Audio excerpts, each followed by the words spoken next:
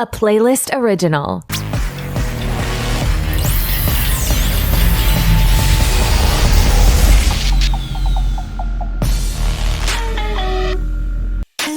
What's up, superhero fans? Welcome back to the show where I sit down with producer, talent manager, industry insider, and mega fan, Brad Lambert, and we come to debate the most divisive superhero topics and break down the hottest news in the world of superheroes.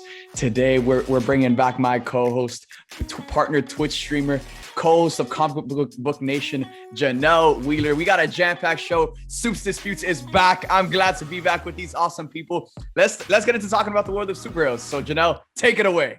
Yes, I am so excited. Let me just say that we missed everyone, and I specifically missed you guys so much. I just feed off of your positive energy, and I just truly, in times when I don't have you guys in my life very much, I realize how infectious your energy is and your positivity and your love for superheroes, and I missed you guys, so I'm so glad to see you. We missed you too. Let's go. Let's freaking go. All right, let's start with The Flash. Oh my gosh. Looks like they just started filming our movie that we've been waiting for forever, The Flash. My first question is, what are you guys most excited for? Brad, you want to take that one first?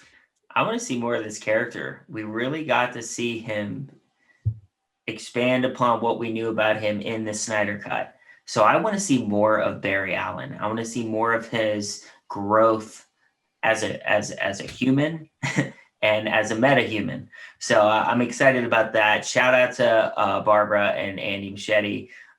Excited for you guys. And Benjamin Wallfish has now been put on to do the score. So very excited.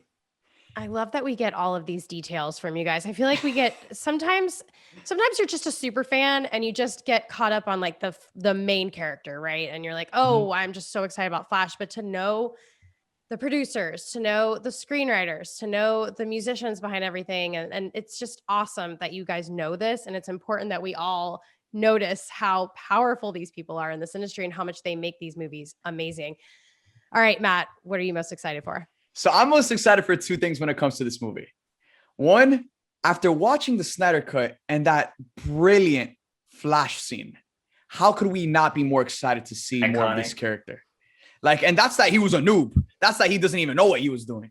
Now he has a new suit in this new Flash movie. And now he's going to be traveling back in time as like this. It's going to follow the Flashpoint story or just like a new version of the Flashpoint story. And that's the second thing I'm most excited to see. It looks like DC is using this film to course correct their universe in a completely separate direction. So with the Flashpoint storyline, Barry Allen goes back in time, saves his mom, and then he returns to a future where things are completely different. And now we know they're introducing Supergirl. Shout out Sasha Kyle. She's coming to the DC universe and she's going to be our first live action Supergirl on the big screen. Ben Affleck is coming back and is reprising his role as Bruce Wayne, Batflick. Michael Keaton is coming back and he's coming back as Batman. So like, there's no telling what they could do with this movie. Who knows? They could even bring back Christian Bale if they wanted to. This is going to be DC's rival to Doctor Strange in the Multiverse of Madness. And I say that we should expect some other major cameos from iconic versions of these characters, such as Michael Keaton's Batman.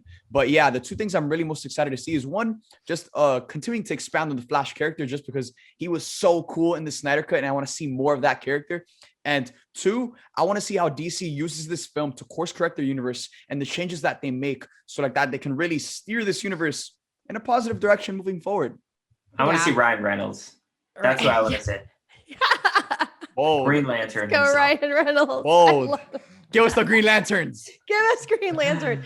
That would be great. I personally I'm a little bummed because I know that we're not going to be getting this cyborg team up that I think that we were kind of hoping for. And I'm kind of it's like a bittersweet situation. I'm also very curious. Are we going to get as much slow-mo because it's not Zack Snyder? He's the king of slow-mo. And I'm also really just interested to see the tone.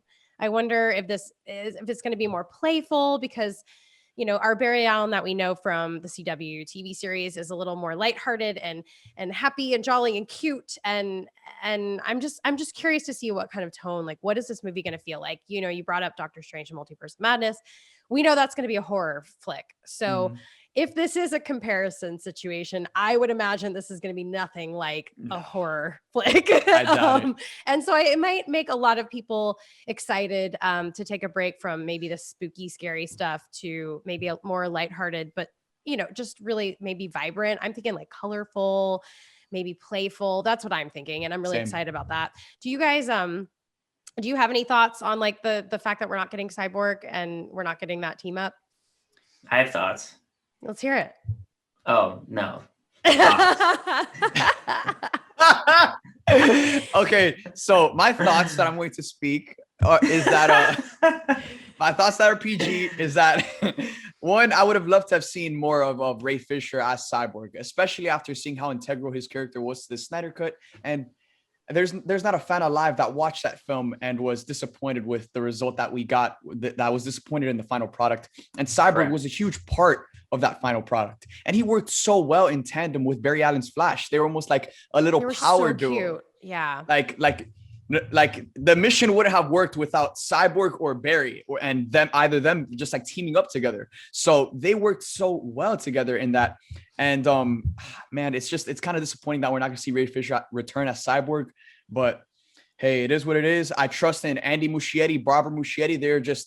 They are masters at their craft, and I fully trust in them to deliver us a pretty damn good Flash movie. Yeah. I think that's actually a beautiful way to say it too. And, speaking of casting news, the lack of casting, let's move on to like who is actually getting casting, because we got some big bombs dropped in an awesome way. So breaking news, well, I guess it's not breaking anymore at this point, but Emilia Clarke was cast in Secret Invasion and Russell Crowe confirmed as Zeus. For Thor: Love and Thunder. I'm just absolutely pumped. I actually found this out at the top of this podcast recording, so I am just reeling right now. Can you guys just give me all of the information you have, what you know about it, and your thoughts on both of these castings? Brad, we'll start with you. It's Emilia Clarke. I mean, she's joining Kingsley Ben-Adir, who is going to be playing the main villain. So I'm curious what her role is going to be. Is she going to be a Skrull? Is she a human character? Is she another superhero that we don't know about? There's a lot of unanswered questions at this point, but you don't bring an actress of her caliber into the mix unless she's playing a very large character. Yes, agreed. And I really do love her in more of a villainous, powerful role. I don't like her in like a sweet or cheeky role. Some people have talked about like Black Cat or something like that. I heard someone talk about. I was like, she is so not Black Cat. Like that's just not her personality. So yeah, Matt, your thoughts? Yeah, I'm excited. I mean, I'm a big Game of Thrones fan, so it looks like Marvel's just taking in the entire family from Game of Thrones. Arya was just in New Mutants. Kit Harington is going to be Black Knight in Eternals. Richard Madden is playing Icarus in Eternals. And now we're bringing back the Dragon Queen, Daenerys Targaryen, over to the MCU in Secret Invasion. Sign me up. I'm excited. Honestly, I didn't expect this casting for Secret Invasion because Emilia Clarke, she's such a prestigious actor. Like she's a big actress. And now that she's coming into the MCU, I'm praying to God that she's not just going to play like a scroll or like a random scroll or just like a scroll character, because an actress of her talent deserves to be, one of the biggest players in the entire MCU. And it's funny because with all of the Fantastic Four madness that has been going on over the past couple of years, she was one of the actresses that fans have been saying like, dude, she would be a pretty amazing Sue Storm. Yeah. Now, I don't know if she's going to play Sue Storm in Secret Invasion. Who knows? But the fact that she's coming to the MCU is something to get excited about because she's such an amazing actress. And again, she's joining the cast of Samuel Jackson as Nick Fury, Ben Mendelsohn as Talos. They're not playing around with the Secret Invasion show. The cast continues to grow day by day, and it's going to be something special. Yeah, one of my co-hosts on Comic Book Nation made a point. They were kind of bummed because they hope that she doesn't get outshone, or like they give Samuel L. Jackson. People are saying that like it's going to be the Samuel L. Jackson show. It's not going to be like what their Secret Invasion is as comic book readers. Oh yeah. And so I hope that they give her shine. I hope they give her a huge role. And I hope we see her in films coming up. I hope she's like, for sure, goes over into, she could do a standalone film. We already know that. She's amazing. So you're not going to waste No Amelia way. Clark No on way. a That's streaming what I platform. thought too. I'm like, man, come on. They She- got to give her something if they're going to put her in a role in Yeah. here. So I'm so glad to know that We'll we're all see her kind in of the films too. Yeah. Guaranteed. Oh, Guaranteed. Yeah, for so sure. excited. Okay, so moving on to Russell Crowe for Love and Thunder. Oh my gosh, this dropped yesterday, and I can't believe I didn't know this. I'm kind of speechless about this. What do you guys think about this casting, Brad? I think it could be leading to a certain other character coming to the MCU finally. Supes, you wanna talk about this? So last time I checked, Zeus isn't one of the Norse gods. Zeus is a Greek god.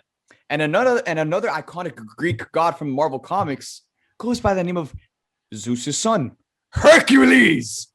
Oh my gosh. And actually in Thor Ragnarok, in the Grandmaster's Tower, one of the heads that was on that tower was Hercules' helmet. Like that was his head was on that tower. So we know Hercules exists within the MCU.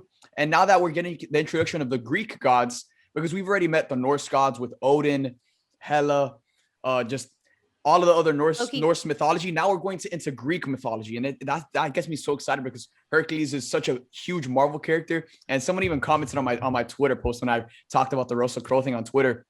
And they said, bro, can you imagine if Marvel just robs Henry Cavill right now, throws him in as Hercules? And I just the thought of that puts a smile on my face. Give the man some work.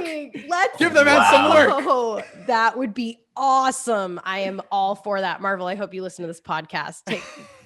Drop them notes down. Let's go. We're on your side here. Oh my gosh, I'm really excited. I just think this is a perfect casting. We have Jarrell and Kalo coming to the MCU. We already have Jarrell as Zeus. W. Bring Kalo, Hercules, Yes. baby, let's go. Yeah, and it's awesome because, like, for me, my Hercules is the animated film with Disney. So This ain't that. It's just so good. It's not Dwayne Johnson. No, that would actually be great too. This isn't the go that I can go the distance. I was zero Kinda to hero. Hercules. That's what I was thinking. But yeah, that's amazing. Oh my goodness, That's bro. so good. I am totally pumped, and we have more stuff to be pumped about because moving on, we have a huge piece of just really awesome news for all fans of Spider-Man. Sony and Disney have partnered for a new licensing deal that sees all of Sony's theatrical projects coming to Disney Plus. This includes the entire Spider-Man franchise, including all of like Tom Holland's Spider-Man, Andrew Garfield's Spider-Man, Tobey Maguire Spider-Man, and Venom and Morbius and Into the Spider-Verse. The list just goes on and on and on. This is breaking news, and especially for the really big Spider-Man fans. How excited are you guys? Brad, what are your thoughts on all this? And people are still trying to say that Toby and Andrew aren't going to be in No Way Home. Really? That's my answer to that. They have to be there. Like, Spider-Man is such a pivotal Marvel character. Obviously, he lives at Sony for the moment, but with these deals that keep happening between Marvel and Disney and Sony, they just keep collaborating to a point where Sony's losing more and more control, it looks like. Avi Arad was pushed out in the last negotiations. That whole thing blew up last week. That was a huge deal. But this is where he needs to be. And I think if you go on Disney Plus and you don't have, Far From Home and Homecoming and all those, fantastic other movies for Tobey's Spider-Man and Andrew's Spider-Man, I love it. I think it's great. And it also, once again, I don't think you're going to put Morbius and Venom onto Disney Plus if they're not connected to the MCU. Oh, yeah, absolutely. I just read King in Black, and that needs to be a film. Like, that needs to bring the Avengers in. Like, we need the whole thing because that was awesome. And I'm very excited about this. I just want to say thank you to Sony and Disney for figuring this out. Like, I'm a gracious fan. I'm so thankful that they could kind of like put egos aside and big money aside and whatever, and just come to an agreement because this is really, really big. Matt, thoughts? Like, first they give us the Zemo cut. Now it's this. Disney, while you're at it, can you restore the Snyderverse too? Damn. Guys, right now, I feel like You know what this deal did for me? I feel like this deal was like Marvel and Disney putting in like the final stone. Now they have the entire Marvel Cinematic Universe on Disney Plus. The Tobey Spider-Man movies, the Andrew Spider-Man movies, Tom's movies, and we got Morbius and Venom coming as well. As well as Into the Spider-Verse. Into the Spider-Verse is coming to Disney Plus as well. And this is everything we wanted. This is a dream come true, because there's no way that us as fans, we want to hop on Disney Plus and our boy, the greatest Marvel character of all time, Spidey, is missing from those iconic titles. You know, there's so many fans that over the course of quarantine, they were doing like this entire Marvel rewatch through Disney Plus, and then they couldn't watch Spider-Man Homecoming or Spider-Man Far From Home. Not anymore. Soon enough, we're going to have Spider-Man Homecoming, Spider-Man Far From Home, Spider-Man No Way Home, and they're all going to be available on Disney Plus for us to be able to rewatch time and time again. So this deal is a dream come true, honestly, because it's just integrating Spider-Man and inserting his roots further into this universe. And again, this is where he belongs. This is Spider-Man's home. And the more integrated he gets, the more at peace us fans can be, because you know we all were sent into a frenzy around almost a year ago when Sony ripped him from the MCU, and then they renegotiated and they got him back, and now Spider-Man's back in the MCU. But now it looks like he's here to stay. It looks like after this Spider-Man deal is over, they're gonna re-sign once again, because all of their stuff is here on Disney Plus till 2026. Like they're gonna be here stuck for a minute. Long term, yeah. This is a long-term partnership. Date? Do we know when it is actually going to be over there when we can fire it up? Through their 2026 theatrical slate. Yeah. Okay. So it starts in 2022, I believe, and then through to 2026. 2022. And the other thing too is, once again on the Tobey and Andrew side of things, I just feel like they're getting more and more collaborative. Where Matt and I were talking about this yesterday, where it's like maybe Tom goes on a little hiatus for a little bit. And if Tom and Andrew or if Tobey and Andrew are in No Way Home, maybe Tobey gets his fourth Spider-Man movie with Raimi. Easily. And maybe Andrew gets his third movie. Oh my gosh. Yeah. And they're post Multiverse Madness. That's what I'm saying. So like they're establishing the multiverse. And maybe that's how Tom becomes, a secondary Spidey in a way for a little bit. He takes a back seat and lets these other guys get their third and fourth movies, right? And then Tom can still play a role, but also I think we're all expecting them to establish Miles Morales in the MCU.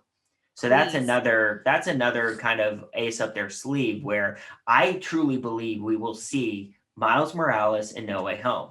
I don't think he'll have his powers at this point. No way. But I do think we will see the teenage Miles Morales, and that will be the actor who's portraying him, the whole nine, the big reveal. Wow, this is Miles Morales. But like all these things are happening for a very specific reason. And look, if Tobey and Andrew are in No Way Home, I think that really shows you where they're going with this, like collaborating to the nth degree. And then rumors are that Tobey might be in Multiverse of Madness. Sam Raimi's directing. Dude, nah, there's no way Tobey's not in that movie. I mean, you're going to bring back Sam Raimi. You're going to tell me you're going to give Sam Raimi the rights, the freedom to direct a multiverse film, and he's not going to bring back his Spider-Man, his baby? No chance. His baby? No chance. So, I mean, I like you guys, really, I'm excited to see where the collaborations go from here, because they're not going in a bad direction. No. They're getting more and more collaborative, which is awesome. I mean, at the end of the day, this relationship between Sony and Marvel Studios and Sony and Disney, it's working.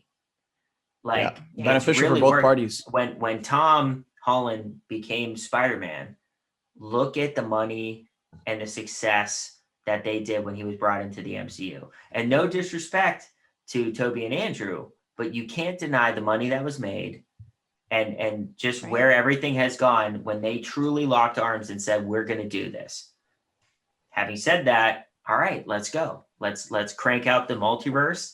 Let's give these Spider-Men their own, a third and fourth film. Because look, I don't know who would not want that, to be honest. Like, you give Tobey another Spider-Man movie with Raimi directing. Oh my God. Yeah, Tobey, and then even Andrew, give him his third movie. Yeah. Like I would love. I was rewatching the first one, The Amazing Spider-Man, the other day. Just so good.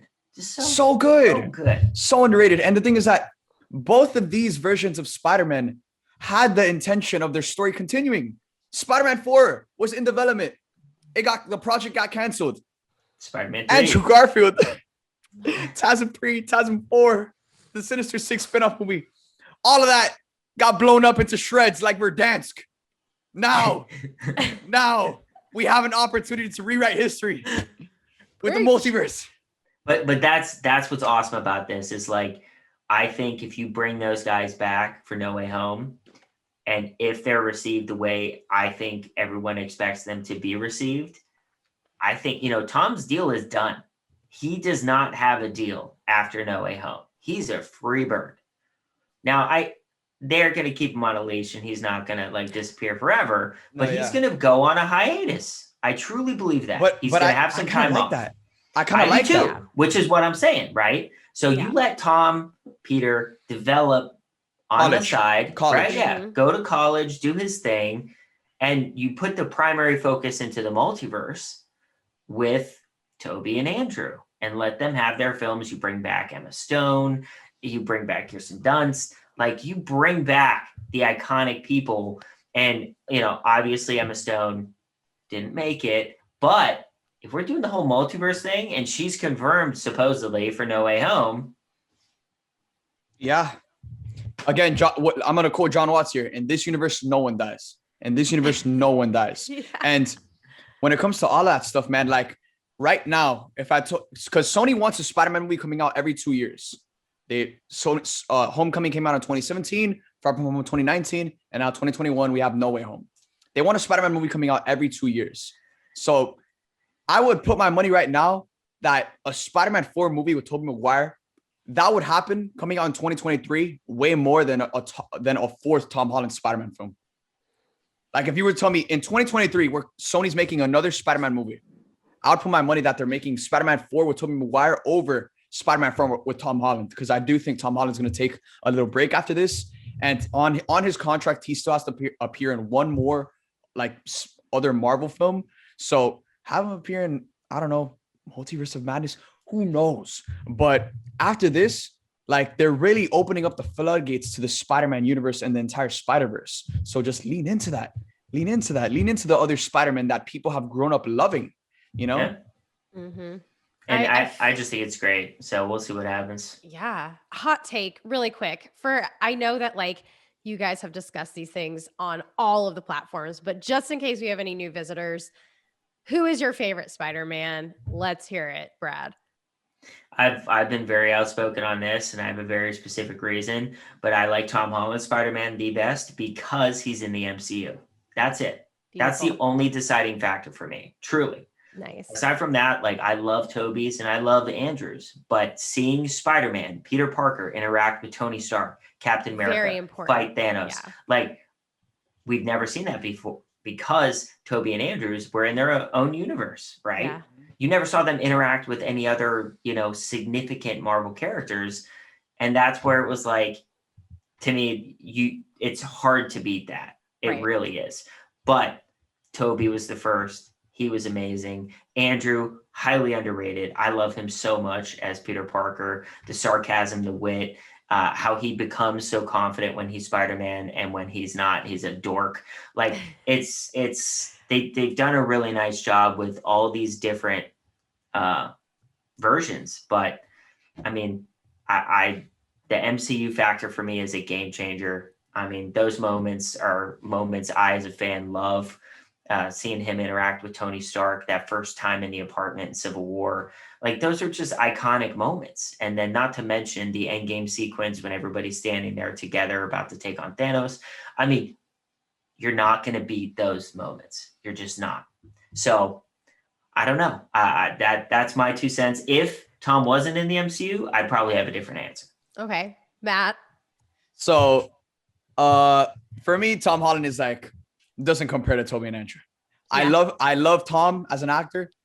I love Spidey in the MCU. And I think when it's all said and done, there won't be a debate of whether or not who's the greatest Spider-Man, because Tom Holland, when he's done as Spider-Man, he will undoubtedly be the greatest take on this character we've ever seen, just because we've seen him grow from being this 15-year-old kid to now like an adult. So Tom's here to stay for a long time. And I think undoubtedly when he's done, he will be the best. But as of right now, judging off of Tobey and Andrew and what they've done with this character in their films, for me, Andrew's my favorite character just because Andrew's just my favorite. Just again, for me, there's like an extra layer. There's like an X factor for when an actor who's playing a role is a genuine fan of that character. Like I look back to that Comic-Con video of Andrew announcing to the world that he's playing Spider-Man for the first time.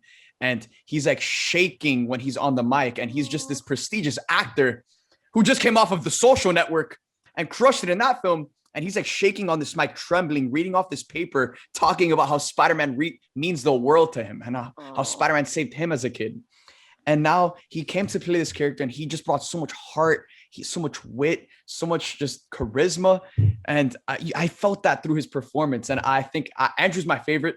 But for me, I don't compare Tobey Maguire to anyone else because Tobey Maguire, these movies raised me as a child. I was born in 2001. First Spider-Man movie came out in 2002. I grew up on these movies. These movies raised me as a kid. And Tobey Maguire Spider-Man, for me, that like no one has ever impacted my life. No other performance of a character has ever impacted my life the way Tobey Maguire has. So Tobey and Andrew they just hold such a special place in my heart. And again, when it's all said and done, I think Tom will be the GOAT. But as of right now, he still has so much more to go. And that's the exciting thing, that there's still so much more for the future of Spider-Man. Yeah. And the question was your favorite, not the best. And I can relate to that with the Joker stuff. So we can, it's okay. Like there is no wrong answer here. They're all fantastic. All right, let's move it into our next topic because we could probably go with Spider-Man for 5 hours with you guys. And I love it. We're so pumped. I'm personally really pumped about this. The Shang-Chi trailer, which by the way, I looked at the pronunciation and I'm just copying Feige. So it's Shang-Chi. Yeah, Kevin said it, guys. Yes. Kevin Feige said it. What the Godfather says is what goes. I'm trying to make sure because I've said it wrong so many times and I apologize if I have butchered that or butchered any names ever because my name gets butchered all the time. So I'm very excited about this trailer. We got a lot of information in one trailer. I've been watching breakdowns on this thing. I'm getting the comic books ready to start reading. I guess let's just go with first impressions. What did you guys think of this trailer, Brad? I think it's going to be an epic ride. The action in the film looks fantastic. Simu Liu looks so good in this role. It is a martial arts film, something we haven't seen. Yeah. And just from this was like a teaser trailer, guys. So we really didn't see much of anything of significance.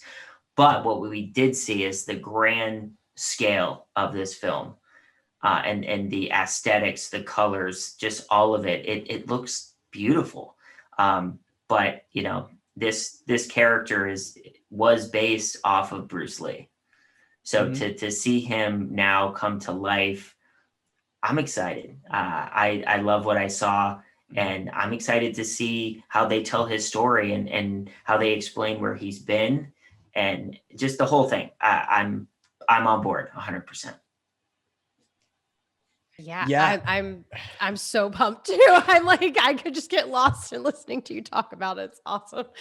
Matt, what are your thoughts? First impressions of the trailer? I loved it. For me, there wasn't anything in the trailer because it was just a teaser trailer. There wasn't anything in the trailer that really just like blew me away or got me up and out of my seat. But it just brought to life the things we already know were going to be consistent in this movie, which is the best action in the MCU. And that's exactly what we saw. Like this movie looks to have some of the best action in the entire Marvel Cinematic Universe. Like and honestly, there wasn't anything in this trailer that really screamed, all right, this is a Marvel superhero movie. From the way the story was told in the trailer, where he was just a kid who was being abused by his father, being trained to be the deadliest assassin of all time. And then he finds out his dad is a pretty shitty person. So he just turns Mandarin, away. By the way. The Mandarin connected to the Iron Man trilogy. So we'll get some MCU connectivity with the Iron Man stuff and the Mandarin there. But yeah, just seeing it all come together, seeing the action. Like I haven't seen action like this since like Jackie Chan back in the day. So I'm just so also, excited. Like Matrix vibes. Dude, straight up. Yeah. Like the slow-mo when Razor Fist is like hitting And him. And he's just I want like to ducking under. say, there's someone involved with the film, maybe on the cinematography side, Yes. who actually worked on the The Matrix Matrix. films. Yeah, that is Oh, correct. really? Okay. Yeah. So, that because is that's you nailed it. I feel terrible because I'm blanking on the name right now, but I'll definitely find that information for you guys. I think it's definitely like they're using a lot of the wire work, especially Yeah. like when he's jumping from the helicopter during the Matrix, the Yeah. dodging of the bullets. Like even in the trailer, you can see our lead character, he literally like leans back like Matrix and grabs a knife that's being held against him and Yep. like shoves Yep. it. Yeah, and no, and when he does so like the good. split kick and like kicks them in their faces, like what? Like, dude, the It's action's totally gonna be Crouching Tiger, insane. Hidden Dragon sometimes. And it looks so cool. And then Yeah. I mean, Aquafina's in it, so She's gonna be she's gonna be hilarious. fantastic. Yeah. Yep. I can't Yeah. wait. I mean, but hey, Marvel doesn't miss with casting. They just don't. They're They so good. haven't yet, from the smallest characters to the biggest characters, which is why, we talked about Emilia Clarke and Russell Crowe. Like, how could you not be excited about what they're going to bring to the table? But this film, Simu Liu, shout out to him. He's about to take over, bro. He's about to take over. He is. And dare I say Iron Fist coming? Oh. Dude, It could open up. I mean, think about it though. Like, Daredevil's not in the MCU yet. Obviously, we'd love to see him. Rumors are Charlie Cox might be returning. Who knows? We'll see. But that hand-to-hand combat, we don't really have that, right? Cap had those elements, which was nice, but he was still Captain America. But you bring in, Simu Liu for this character, Shang-Chi, and then maybe Iron Fist, Daredevil. Like, you bring in those Hell hand-to-hand. yeah. Like, Yeah. I think that would be awesome. So depending on, the success, which is a stupid thing to say because we know it's going to be successful, but depending on the feedback of this type of Marvel film, I think could spring open the doors for Iron Fist and other characters like him. Yeah. I think it's very interesting to kind of really, if you really go in and you break it down, which I've done a few times because I tend to do that. I'm looking at things like that they're making changes to. They're doing things that are a little different. And I don't know why. There's like rumors. So it's supposed to be rings instead of bracelets. As you can see, our main character is wearing these bracelets. I'm sorry. I dig it, by the way. I love it too. I love the take. I like the take on it because it's just more practical. It Honestly, is. it looked like Wakandan tech too, by the way. Like it did. had such a Like the good aesthetic. Purple. Yeah. Yes, I thought the same thing. I think that's really curious. I think that if you, I really truly think that if you do a little digging, just a little bit into the comics, you will enjoy the storyline so much more. I've heard the backstory, and please, comic book heads, don't get mad at me if I misquote, but I'm new to comic book reading and I'm kind of obsessed with it. That these rings were the souls of warriors, and there are all these really cool capabilities to be able to like dominate and battle. And a really cool thing that I heard them bring up, a couple of theories, are that the rings are on bracelets for humans because the rings actually fit on a dragon named Fing Fang Boom, which is just the coolest thing ever. And there actually there's a pop of a dragon that's been released. So we think, I would imagine that we're going to see a dragon, and then it all comes full circle because we got Khaleesi casted and we got a dragon. I'm just kidding. No, I swear I'm not doing that. No, but even it looks like we're In the gonna trailer. get some flashbacks of Like- ancient battles of these mystical creatures and Yeah, like- stuff. So a dragon's exactly. not far fetched. Hey, no, in the trailer Yes. we saw that shot of like a freaking lion charging into battle, but like in the background, it looked like there was like dragons like flying in the background. Yeah. And I was like, "Fang, fang, boom!" Yes. They're So doing if you it. guys are listening, if They're you doing it. have any love for comic books, I highly recommend doing a little bit of back research on this before checking out the movie. I think it will pay off a lot. I think it'll be really exciting to see them on film. All right. Are you guys cool with me if we move on to the main event? Wait a minute. Okay, we need a little moment. We got to collect ourselves.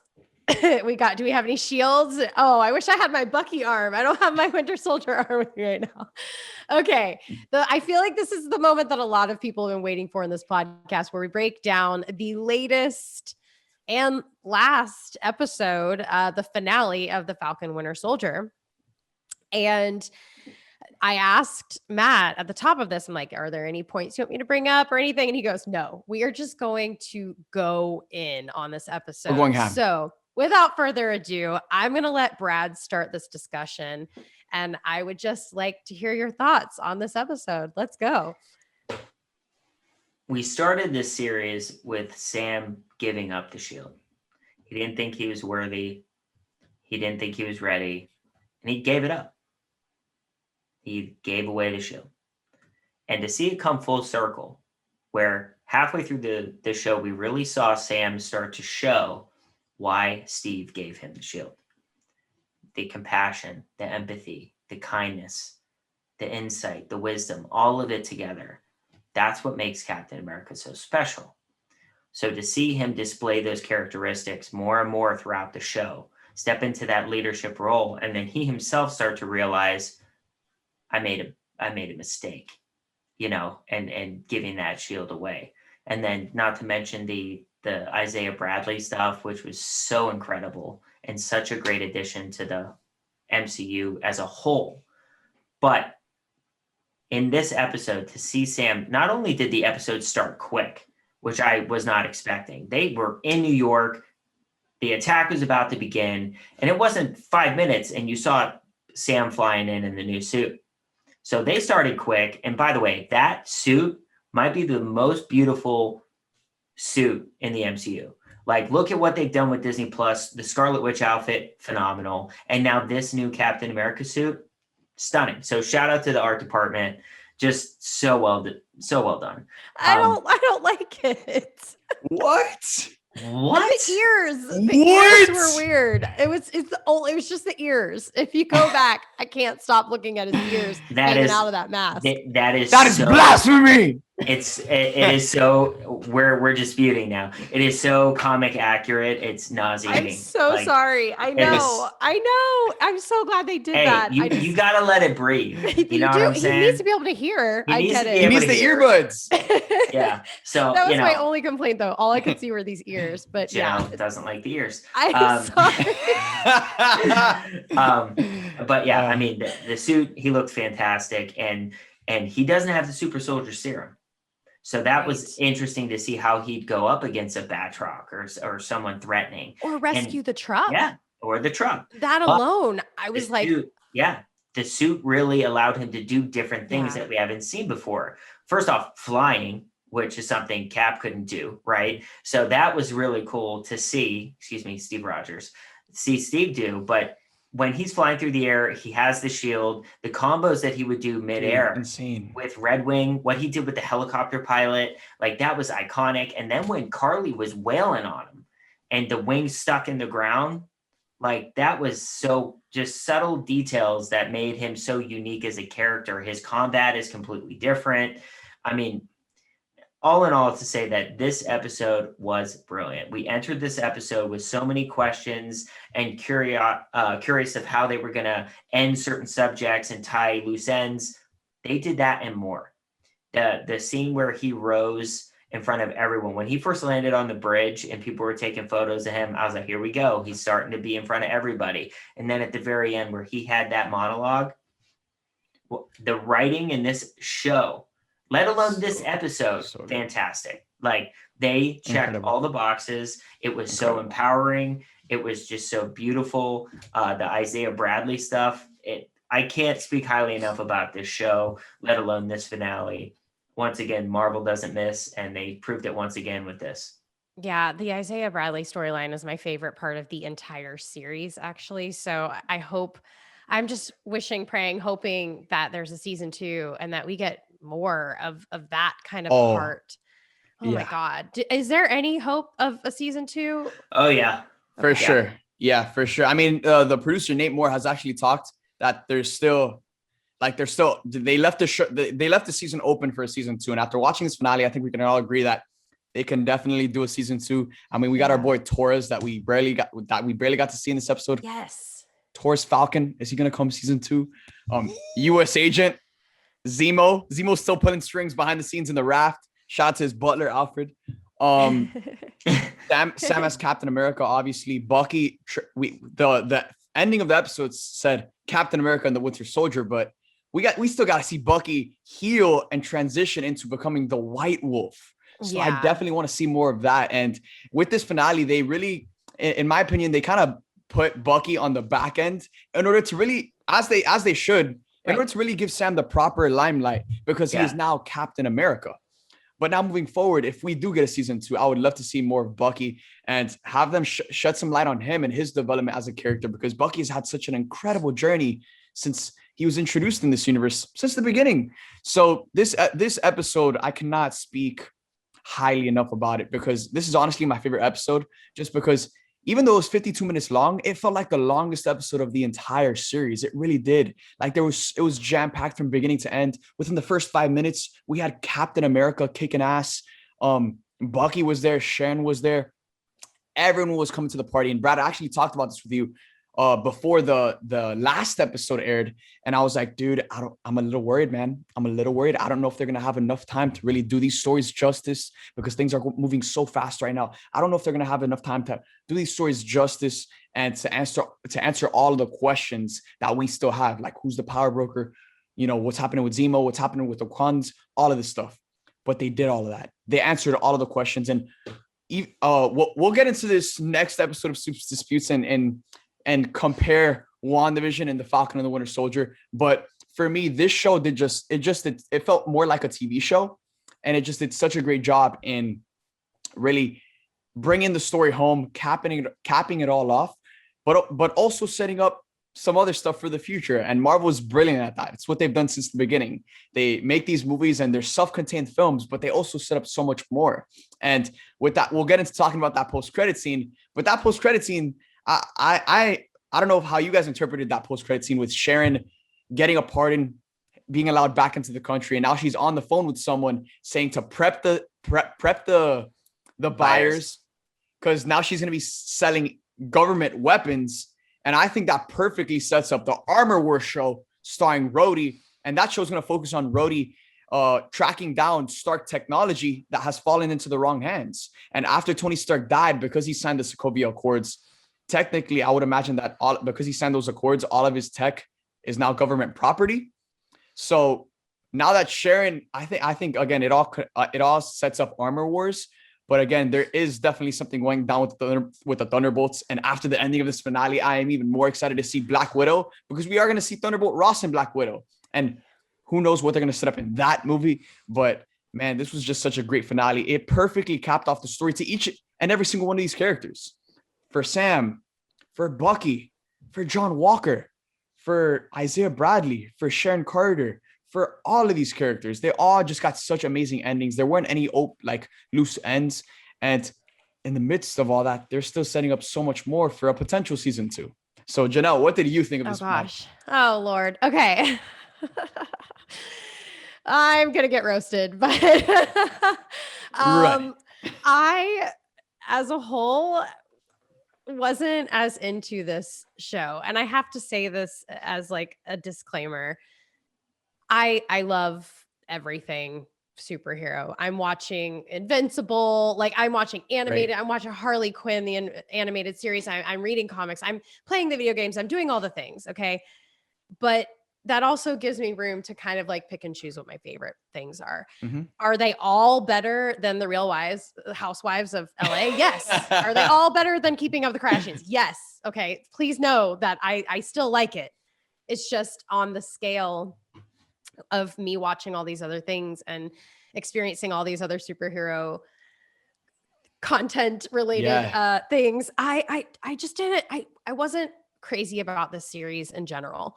I will say that episode 5 and 6 hooked me finally, but that's a long time to go into a series to finally feel like I'm hooked. And I will tell you why. For me personally, I was most excited for the return of Winter Soldier.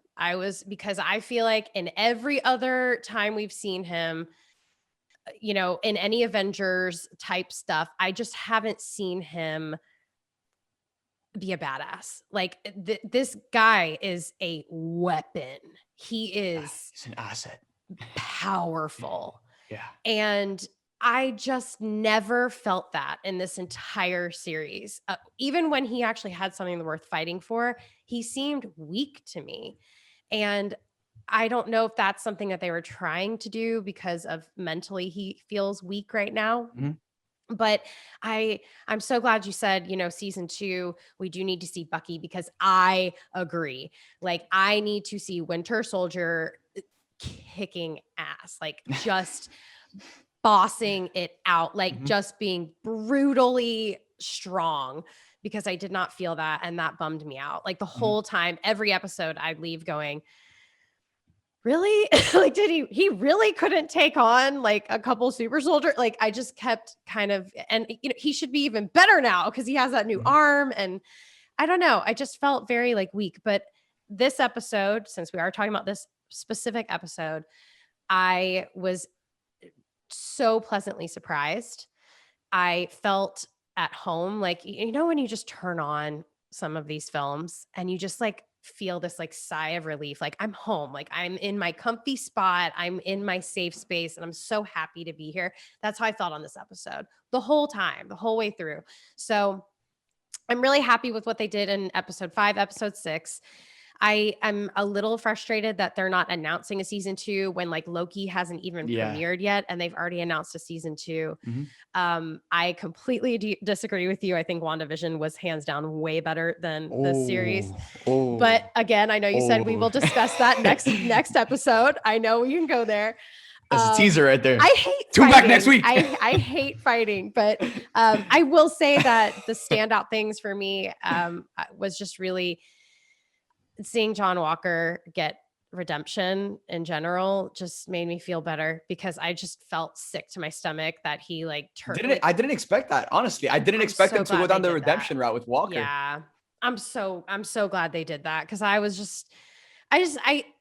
think because, and we've talked, I was actually going to talk to you about this. I forgot to ask you, Matt, but I feel like these actors are getting so much hate from the internet, and just so much like ugly backlash, and just, I hate it. I hate seeing the ugliness, because these people were chosen because they're great actors and they are good at portraying these things. And he's one of those people where like, I just felt so much for the actor getting all of this like hate, that I was like, please, like, let him have a moment to come back. I know that he's not a bad guy. He's just in a bad situation. So I was really excited about that. And I actually want to bring up the Shang-Chi actor. You actually posted something. Yes. You can just elaborate a little bit. You can give the rundown really quickly, but this kind of goes hand in hand. I'm sorry I didn't already ask that earlier, but yeah. So today the actor who plays Shang-Chi, Simu Liu, he's just a big Marvel nerd like the rest of us. And because the Falcon and the Winter Soldier premiered today on Disney Plus, he was tuning in at 2 a.m. when at the same time we all were, and he reposted Sam's speech, where he said where the government official told Sam that like, you don't get it, and then he's like, I'm a black man who wears the red stripes. Yeah, the red stripes. And like he's talking about being judged. Blonde hair. Yeah. Exactly. He's talking about being judged, hated, and how he feels the stares of the people judging him around. And Simu, with him being in such a massive spotlight, being like, first of all, the first major Asian superhero coming to the Marvel Cinematic Universe, opening up an entire corner to the MCU, to the rest of the world, he's going to be getting he's been getting a ton of backlash.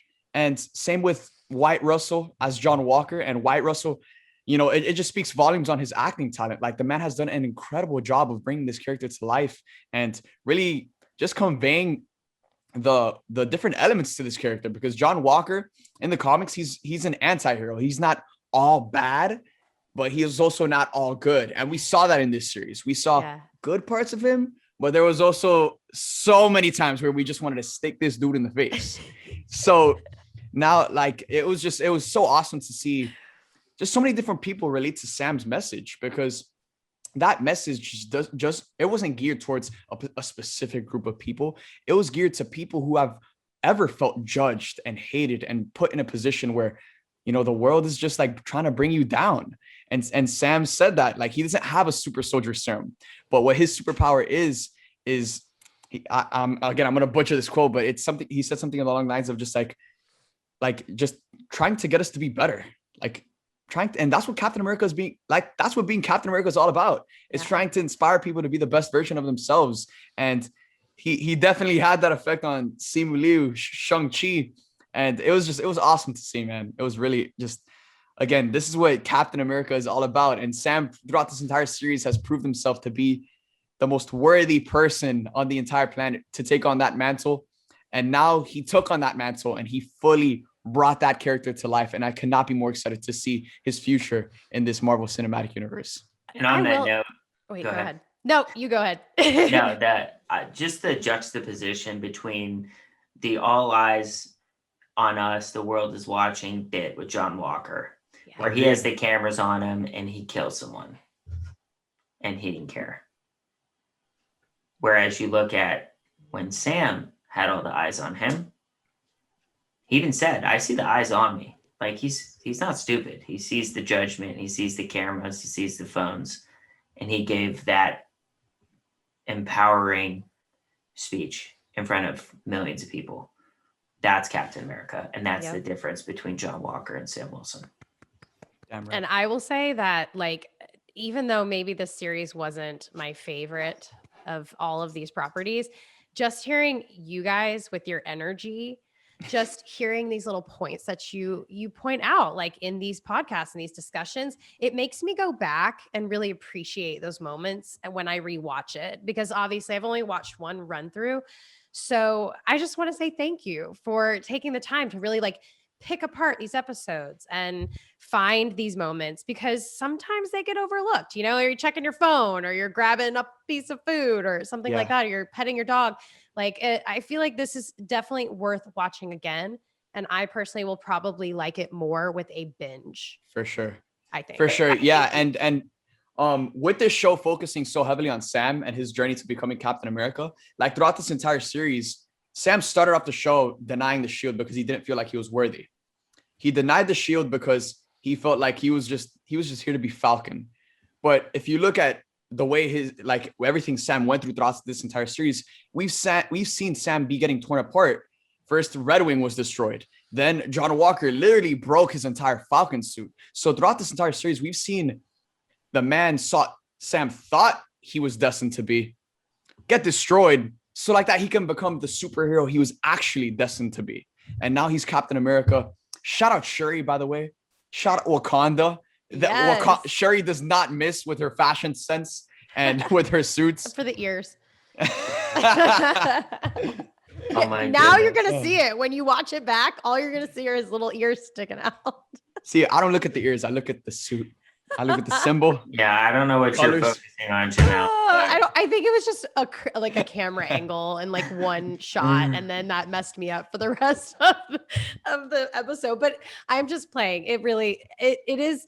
They have done such a good job, and the fact that they bring in social issues, and it's just so relevant. And that's one thing that Marvel does so well is very risky, and they nailed it. Yep, they nailed it. And the other thing too. So looking broad at this whole situation, Marvel Disney announced Disney Plus, and that they're going to be having Marvel shows come to Disney Plus.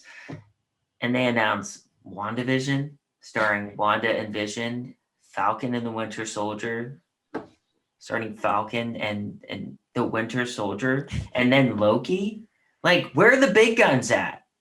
But that's what's brilliant about this. You can't compare it to a Captain America show or an Iron Man show or, you know, something like that, big scale Avengers level. But they have made incredible shows out of these, I don't want to say lesser characters, but they're not tier one characters. They're not as popular. Yeah. They took like B-level characters and made them mainstream. That's what's beautiful and genius about what they've done with these shows. Because they could have very much said, you know what, we're going to have a Black Widow series. Yeah. Easy money. But no, we're going to let Natasha have her feature film, and we're going to give you a deeper look at some of the B-level characters, the C-level characters. And they're great in their own right, but they're not the characters that you automatically think of when you're thinking Marvel superheroes, And that right? actually, yeah, that brings up a good point about this show also is, Winter Soldier has had movie moments, like Yeah. 2 features where he is like on blast, but Falcon hasn't had that. So I'm actually not mad when I think about this, that they did kind of make the show more about Falcon finding his way to Captain America. Like that's actually a really good point. And the other thing on Bucky, you made a point earlier, and it's like he's weak, he sucked. And yeah, he did get his ass beat a lot in this show. But I will say this whole show was Bucky dealing with the weight and the guilt of being the Winter Soldier. So he held back a lot. He didn't want to be a weapon because he spent his whole life being a weapon. Yeah. So when he's fighting, he's more trying to disarm than to kill. Yeah. And that's something, yeah. So like a lot of this show, he was not trying to really injure or hurt someone, which he very well could have. Right. Whereas when he's fighting the Flag Smashers, they're desperately trying to hurt him. Yeah.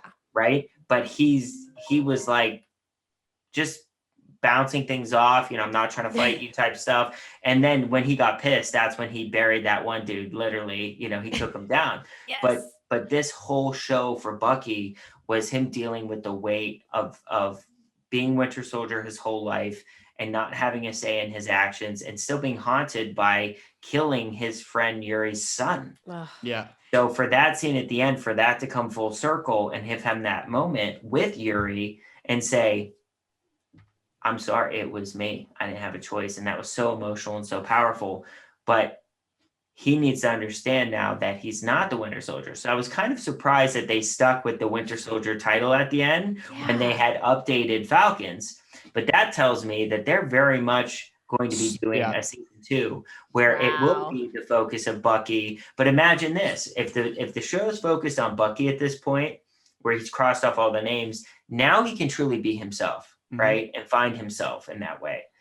But imagine if we get those callbacks with his fight with Isaiah Bradley back in the day, and we get heavy Winter Soldier callbacks. That would make me very happy. That would be amazing because when they started off episode 1 with that callback, Winter Soldier, that was my favorite part. Yeah, 100%. I was like, what a surprise! Was not expecting this. Genius. But if season 2 is all about Bucky becoming White Wolf, I guarantee you that title of that show will be Captain America and the White Wolf at the end of the season finale. Oh, for sure. It has to happen. I'd be very satisfied with that. So that's all I'll say on Bucky. Like, I love the Winter Soldier as well. I mean, the Winter Soldier, Captain America Winter Soldier is probably one of my favorite Marvel films. Yeah. Oh, same. Up there. Agreed. So for me, like, I totally hear where you're coming from, but it's also Bucky was himself. He's not a violent person. He is not. In a way, it's almost similar to like Hulk's story in the MCU, because like Hulk's story, like we saw it really play out a lot in Age of Ultron, where he's just like having this trauma, like he doesn't want to hurt people, but at the same time, the world needs the Hulk in order for the Avengers to finish their missions and get the job done in order to save people, but he doesn't want to hurt people. And now he's Professor Hulk, but we all want that green big rage monster to come back.